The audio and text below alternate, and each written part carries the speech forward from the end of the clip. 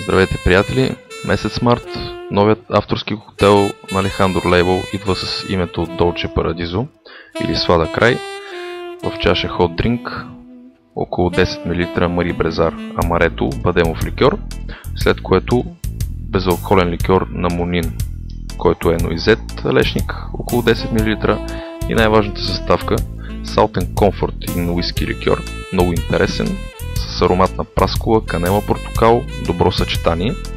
От него слагаме около 15 мл, след което предварително сме затоплили на парата мляко, което изсипваме върху съставките, и последната част от коктейлът, за да оформим неговия вкус, една доза Молинари кафе, което е с аромат на лешник и шоколад. Изсипваме бавно и така оформяме горната част на коктейла. Гарнираме с бита сметана.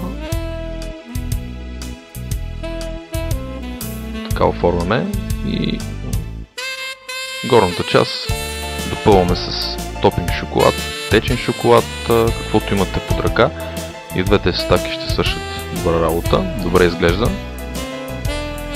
И една доза кафява захар.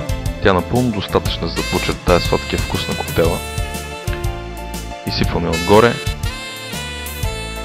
И това е коктейлът Dolce Paradiso. Един сладък живот, събран в една чаша. Надяваме се да може да си намерите всички тези съставки и най-вече Salt and Comfort, защото това е един ликьор уиски, който е просто уникален и добре се съчетава с другите съставки на Амарето и ноизет. И това е Dolce Paradiso от Alejandro Label, първият за месец март авторски коктейл на Alejandro Label. На здраве! И това е от нас.